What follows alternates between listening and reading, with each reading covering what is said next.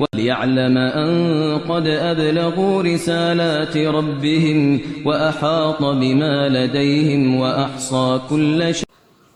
بسم اللہ الرحمن الرحیم. آج کے اس چھٹے درس میں جو کہ شہر رمضان الذی انزل فیہ القرآن سے متعلق ہے، ماں بقیہ باتیں پیش کرنا چاہتا ہوں. دیکھیے، میں نے بات آپ کو بتلائی تھی کہ روزے میں اور کلام الہی کے درمیان میں بے انتہا مناسبت ہے.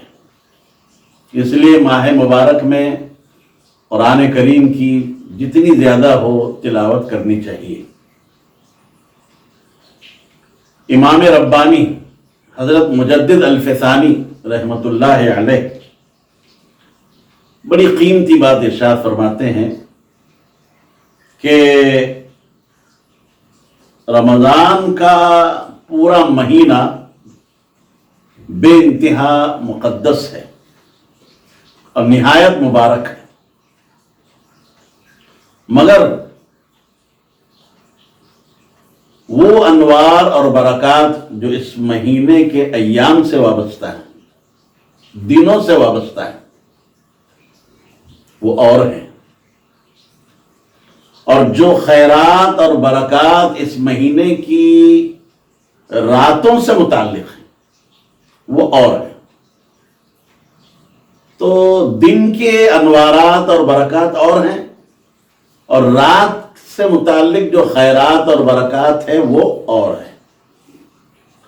اور ممکن ہے کہ اسی وجہ سے یہ حکم ہوا ہے کہ غروب آفتاب کے بعد افطار میں تاخیر نہیں کرنی چاہیے، بلکہ اجرت کرنی چاہیے، جلدی کرنی چاہیے.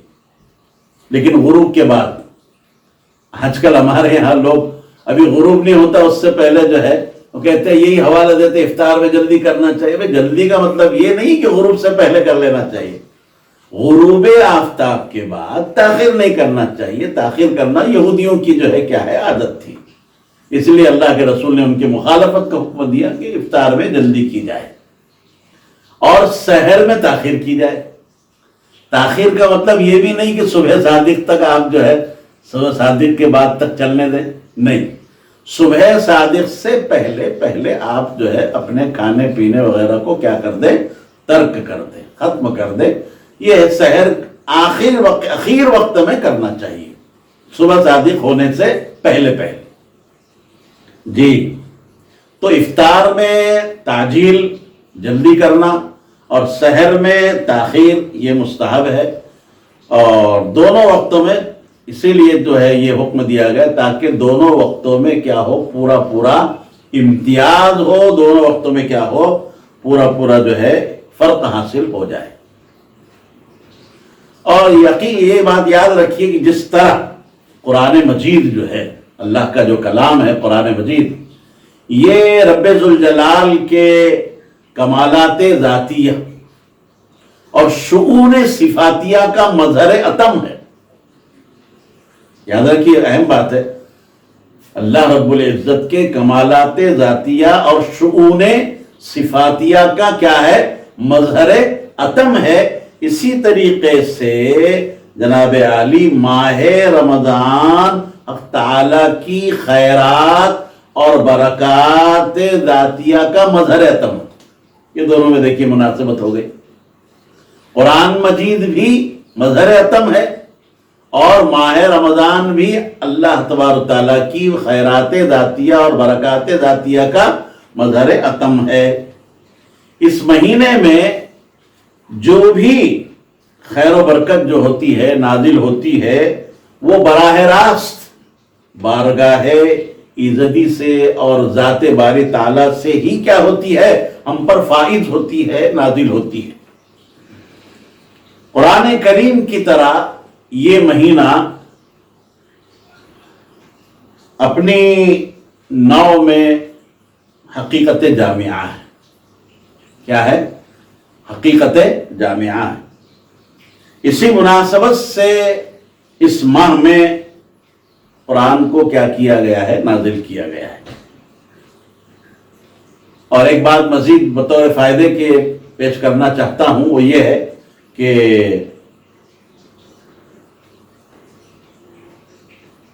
چونکہ کھجور کا جو درخت ہے قرآن مجید میں اس کو شجرہ طیبہ کہا گیا، مثل کلمۃ طیبۃ کشجرۃ طیبۃ اصلها ثابت وفرعها فی السماء۔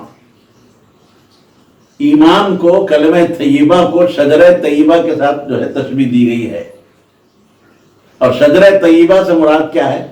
کھجور کا درخت ہے۔ ایک مرتبہ آقا صلی اللہ علیہ وسلم بیٹھے ہوئے تھے اور آپ کے صحابہ آپ کے جو ہے ارد گرد حلقہ بگوش تھے۔ آپ نے ایک سوال فرمایا کہ وہ کون سا درخت ہے کہ جس کی مثال مرد مومن کی طرح ہے؟ صبات میں، جماعوں میں کبار صحابہ موجود تھے، حضرت عبداللہ بن عمر بھی موجود تھے، یہ چھوٹے تھے، ان کے ذہن میں بات آ گئی تھی کہ کھجور کا درخت ہے، مگر چونکہ مجلس کا یہ ادب ہے کہ جب بڑے موجود ہوں تو چھوٹوں کو نہیں بولنا چاہیے، انہوں نے کچھ کہا نہیں۔ سارے صحابہ سوچنے لگے کہ ایسا کون سا درخت ہے۔ آخر میں کسی کی کوئی بات سمجھ میں نہیں آئی تو آپ صلی اللہ علیہ وسلم نے فرمایا کہ وہ کھجور کا درخت ہے۔ ابن عمر نے حضرت عمر سے بعد میں کہا، عبداللہ بن عمر نے، کہ ابا حضور میرے ذہن میں بات آئی، کہا کہ کہہ دیتا میرے لیے فخر کی بات ہوتی۔ بہرحال میں کہنا یہ چاہ رہا ہوں کہ شجرہ طیبہ اس کو کہا گیا ہے، اور اس شجرہ طیبہ کا جو پھل ہوتا ہے جس کو ہم کھجور کہتے ہیں وہ ثمرہ طیبہ ہوا۔ شجرہ طیبہ کا پھل ثمرہ طیبہ، یہ بھی ایک حقیقت جامعہ ہے، یہ بھی کیا ہے؟ قرآن کی طرح حقیقت جامعہ ہے، اور حضرت آدم علیہ السلام کے خمیر کا ما بقیہ ہے، یہ بات ذہن میں رہے۔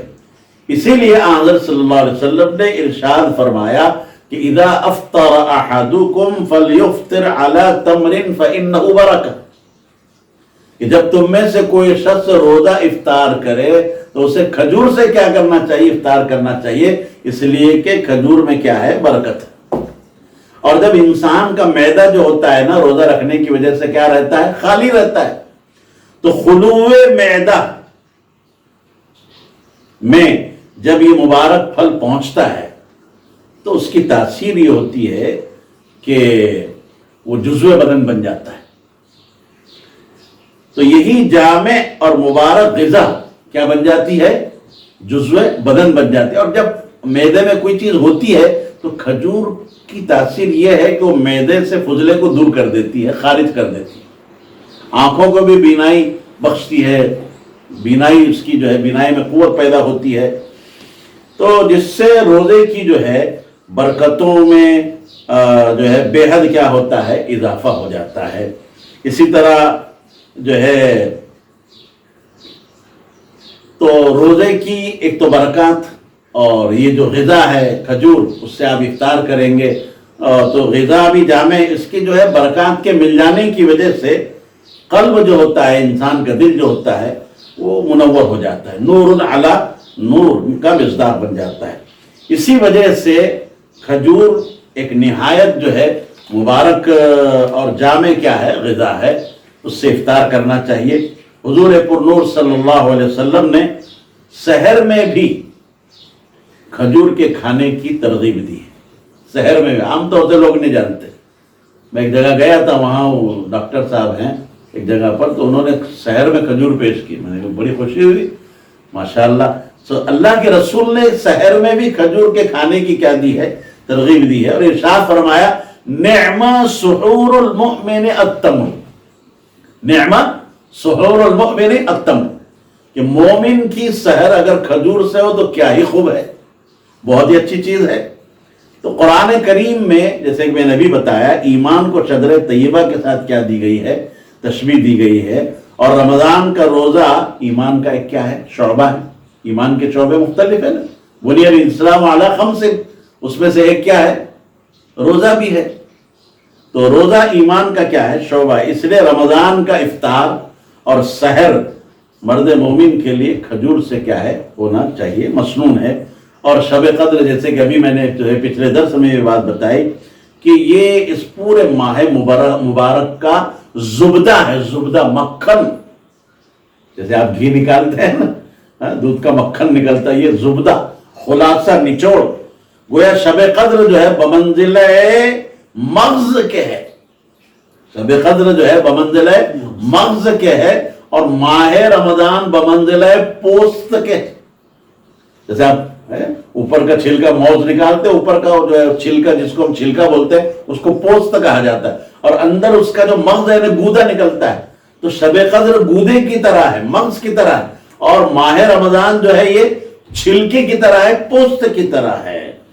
جی، تو جس کسی کا رمضان کا مہینہ جمعیت خاطر کے ساتھ گزرتا ہے، یہ بڑی اہم بات ہے، ہمارے بزرگوں نے بھی بات لکھی ہے کہ جس کسی کا یہ مہینہ یعنی ماہ رمضان جمعیت خاطر کے ساتھ کیا ہوتا ہے گزرتا ہے، اور اس کے خیرات اور برکات سے وہ بہرہ اندوز ہوتا ہے، مستفید ہوتا ہے، اس سے فائدہ اٹھاتا ہے، اس کا پورا سال اور پورا برس جو ہے جمعیت خاطر اور خیر اور برکت کے ساتھ کیا ہوتا ہے گزرتا ہے۔ اللہ تبارک و تعالی ہمیں بھی اس کی قدر کرنے کی توفیق نصیب فرمائے۔